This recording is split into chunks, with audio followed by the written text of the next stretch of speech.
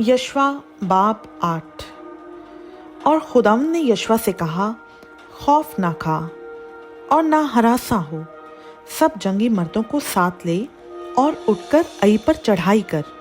देख, मैंने आई के बादशाह और उसकी रैयत और उसके शहर और उसके इलाका को तेरे कब्जा में कर दिया है, और तू आई और उसके बादशाह से वही करना जो तूने यरहू और उसके बादशाह से किया। फक्त वहाँ के माले गनीमत और चौपाइयों को तुम अपने लिए लूट के तौर पर ले लेना। सो तू उस शहर के लिए उसी के पीछे अपने आदमी घात में लगा दे। बस यशवा और सब जंगी मर्द आई पर चढ़ाई करने को उठे, और यशवा ने 30,000 मर्द जो ज़बरदस्त सूरमा थे चुनकर रात ही को उनको रवाना किया, और उनको ये हुक्म दिया कि देखो, तुम उस शहर के मुकाबिल शहर ही के पीछे घात में बैठना, शहर से बहुत दूर ना जाना, बल्कि तुम सब तैयार रहना।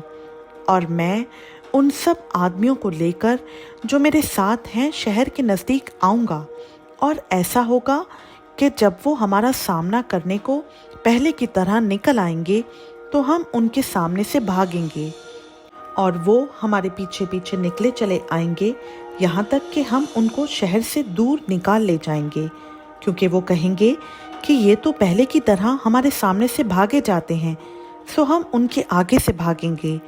और तुम घात में से उठकर शहर पर कब्जा कर लेना, क्योंकि खुदावंद तुम्हारा खुदा उसे तुम्हारे कब्जा में कर देगा।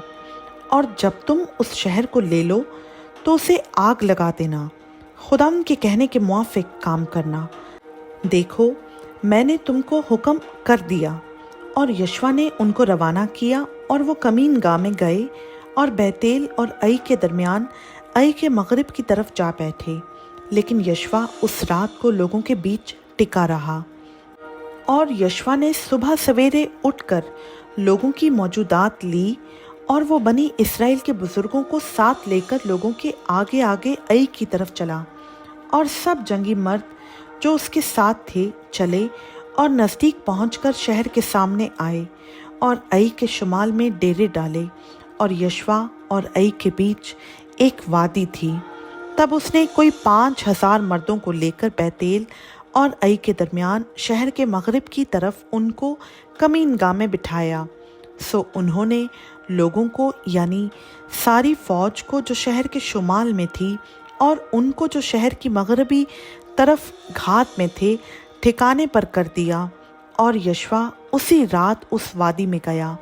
और जब आई के बादशाह ने ये देखा तो उन्होंने जल्दी की और सवेरे उठे, और शहर के आदमी यानी वो और उसके सब लोग निकलकर मुअय्यन वक्त पर लड़ाई के लिए बनी इस्राएल के मुकाबिल मैदान के सामने आए। और उसे खबर ना थी कि शहर के पीछे उसकी घात में लोग बैठे हुए हैं। तब यशवा और सब इस्राएलियों ने ऐसा दिखाया गोया उन्होंने उनसे शिकस्त खाई, और बियाबान के रास्ते होकर भागे।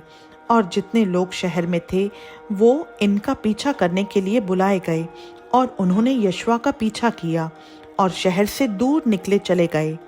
और आई और बैतेल में कोई मर्द बाकी ना रहा जो इस्राएलियों के पीछे ना गया हो, और उन्होंने शहर को खुला छोड़कर इस्राएलियों का पीछा किया। तब खुदावंद ने यशवा से कहा कि जो बर्छा तेरे हाथ में है उसे आई की तरफ बढ़ा दे, क्योंकि मैं उसे तेरे कब्जा में कर दूंगा। और यशवा ने उस बर्छे को जो उसके हाथ में था शहर की तरफ बढ़ाया। तब उसके हाथ बढ़ाते ही जो घात में थे अपनी जगह से निकले और दौड़कर शहर में दाखिल हुए, और उसे सर कर लिया और जल्द शहर में आग लगा दी। और जब आई के लोगों ने पीछे मुड़कर नजर की तो देखा कि शहर का धुआं आसमान की तरफ उठ रहा है, और उनका बस न चला कि वो इधर या उधर भागें।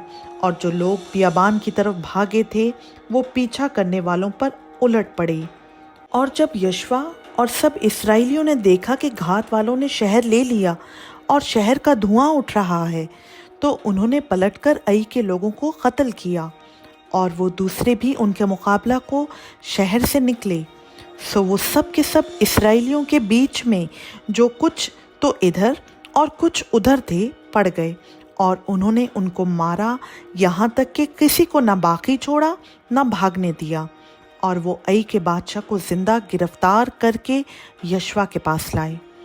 और जब इसराइली आई के सब बाशिंदों को मैदान में उस बियाबान के दरमियान जहाँ उन्होंने इनका पीछा किया था कत्ल कर चुके, और वो सब तलवार से मारे गए, यहाँ तक कि बिल्कुल फना हो गए, तो सब इसराइली आई को फिरे और उसे तह तह कर दिया।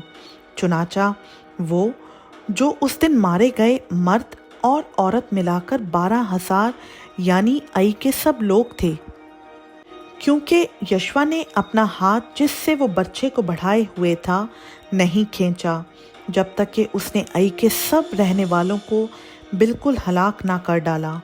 और इसराइलियों ने खुदावंद के हुक्म के मुताबिक जो उसने यशवा को दिया था, अपने लिए फ़क्त शहर के चौपायों और माले गनीमत को लूट में लिया।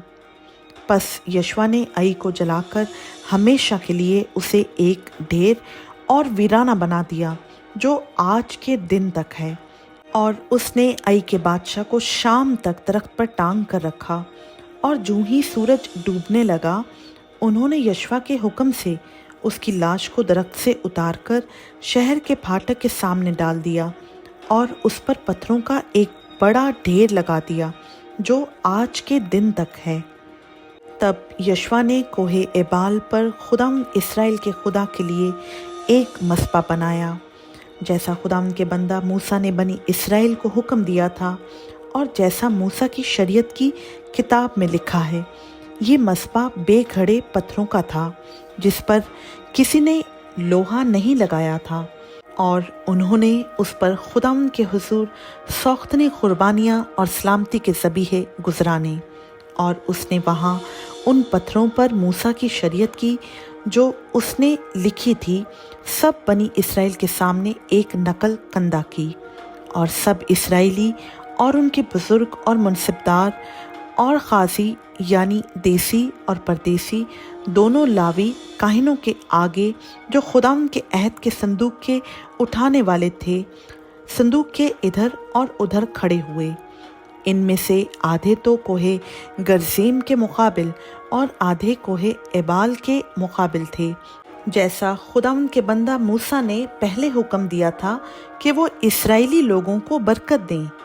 इसके बाद उसने शरीयत की सब बातें यानी बरकत और लानत जैसी वो शरीयत की किताब में लिखी हुई हैं पढ़कर सुनाए। चुनाचा जो कुछ मूसा ने हुक्म दिया था, उसमें से एक बात भी ऐसी ना थी जिसे यशवा ने बनी इसराइल की सारी जमायत और औरतों और बाल बच्चों और उन मुसाफिरों के सामने जो उनके साथ मिलकर रहते थे ना पढ़ा हो।